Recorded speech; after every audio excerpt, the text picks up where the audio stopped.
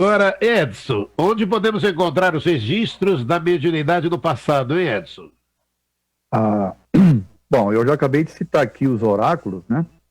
Tá. Os oráculos eram templos onde as pessoas buscavam esse intercâmbio, certo? Mas você tem registro em várias coisas. Por exemplo, Sócrates era médium, né?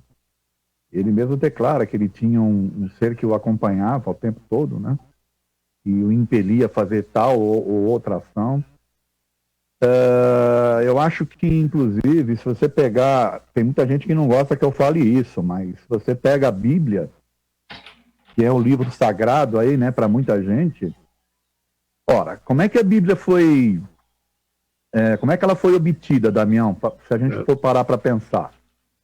Alguém escreveu com base Sim. em inspiração, em evidência, em profetização, em coisas desse tipo. Então, a Bíblia, que para muita gente aí é considerado o livro sagrado, é o maior repositório, né, de efeitos mediúnicos e inclusive, todo tipo de mediunidade. Se você quiser estudar mediunidade, os tipos que existem, você vai lá na Bíblia, tá? Ela é inteirinha. Olha, se você pega, por exemplo, Moisés, Sim. como é que ele recebeu as tábuas, né, os 10 mandamentos? Através da mediunidade, certo? Sim. E aí você tem um outro problema, né, em relação a Moisés, que eu classifico... Eu diria assim que quando eu falei aqui no início que a mediunidade é um bem, mas que é interpretado como um mal, é por causa da ignorância que existe sobre o assunto, tá certo? Então, o que aconteceu? O Moisés, ele foi o mesmo que recebeu as tábuas, né? Mas também foi o mesmo que proibiu. Entendeu? Quer dizer, aí a partir de Moisés, a mediunidade se tornou alguma coisa que deveria ser escondida, por exemplo, é quando começa as pessoas... Porque ele proibiu as pessoas de usarem mediunidade, mas ele não conseguia acabar com a mediunidade. Ele é da natureza do ser humano. Então, as pessoas que tinham mediunidade naquela época, elas começaram a fazer as escondidas. É onde a mediunidade começa a ganhar uma conotação de algo subterfúgio, sabe? Algo assim que você tem que esconder porque é algo que não é bom.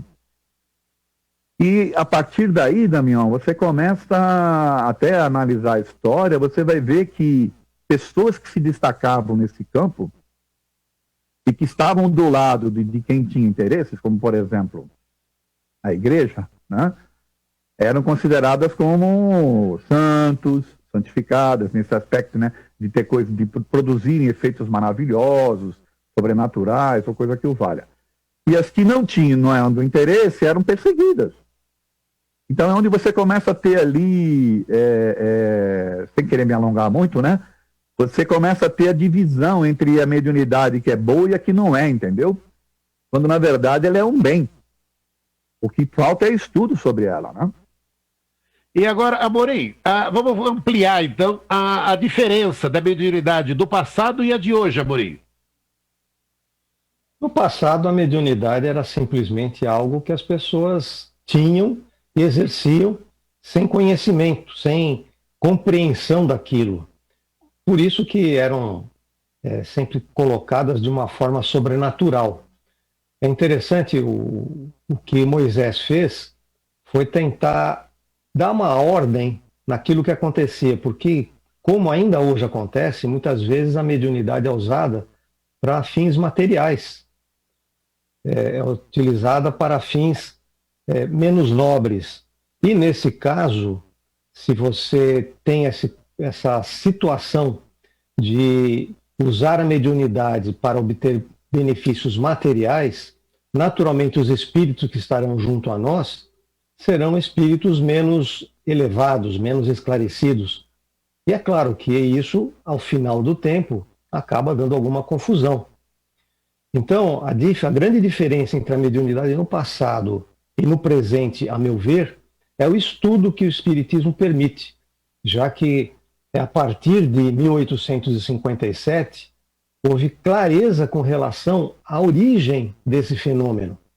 Antes era algo sobrenatural, ou seja, algo contra o que acontecia na natureza, contra as leis naturais.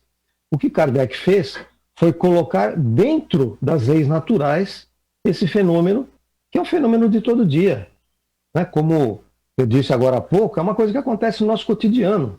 Não precisa ir num centro espírita para ver mediunidade. Se nós tivermos olhos de ver, nós a veremos em nosso cotidiano. E perceberemos que isso pode ser bom ou mal, de acordo com o nosso comportamento, com a nossa mentalidade. Quem tem uma mentalidade voltada ao bem, será sempre algo bom. Mas se a nossa mentalidade for má, com certeza vai dar problema. Ô, Damião, permite? Oi, pois não, Edson, pois não. Até pegando esse gancho que a gente vem tratando, né, eu e o Amorim, você pega esse período do Moisés, né, em que ele tenta colocar ordem, só que ele proíbe, certo? Se está lá no Deuteronômio isso daí, né? Ele condena quem faça isso. Tentando colocar uma ordem que ele precisava, na verdade, né, ter um certo domínio sobre o povo que ele estava conduzindo ali, né? Aí você tem mais para frente a vinda de Jesus. E Jesus, ele não só faz uso da mediunidade, como ele escolhe os apóstolos, né? De acordo com capacidades mediúnicas que eles possuíam. E aí, a partir de Jesus, ele começa a demonstrar para o povo que pode ser utilizada a mediunidade, né? Desde que você tenha ali o conhecimento sobre o que está fazendo e tal. E os apóstolos foram meio que orientados nesse aspecto, né? Tem pessoas que não gostam que a gente fala isso também, mas se você pegar os apóstolos, né, fala da Bíblia, você tem lá no Velho Testamento uma série, né, de passagens mediúnicas, com profetas, com videntes e por aí afora.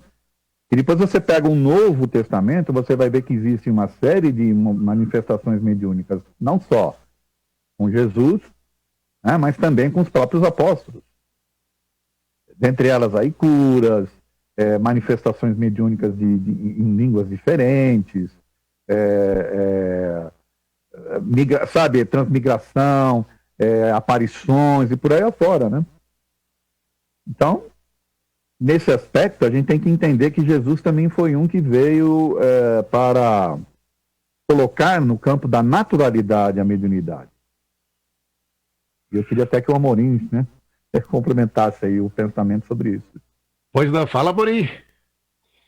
Então, essa circunstância colocada pelo Edson, e que Jesus efetivamente veio provocar, naquela época ainda de forma muito pouco esclarecida à população, essas questões da mediunidade.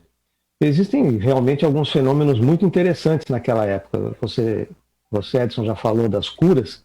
Nós temos, por exemplo, a questão do Monte Tabor, né, em que Jesus faz uma transfiguração e causa espanto nos companheiros que estavam ali, porque eles não compreendiam o que tinha acontecido, e depois eles acabam entendendo o próprio fenômeno de Pentecostes, né, em que os apóstolos passam a falar em línguas que eles não conheciam, ou seja, um processo mediúnico mais intenso, em que hoje nós chamamos de xenoglossia.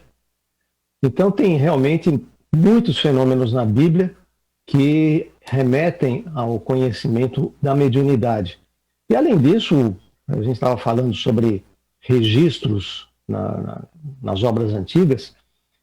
A gente precisa lembrar que nós estamos falando do registro ocidental, né? do registro na cultura europeia.